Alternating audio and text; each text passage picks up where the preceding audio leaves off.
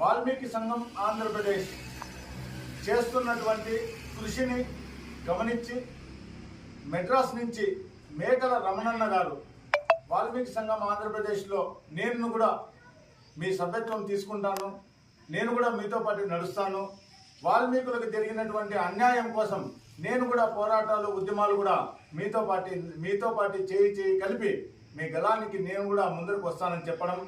మరి మేకల రమణన్న గారు ప్రస్తుతం మెడ్రాస్లో రైల్వే డిపార్ట్మెంట్లో ట్రైన్ డ్రైవర్గా వర్క్ చేస్తున్నారు.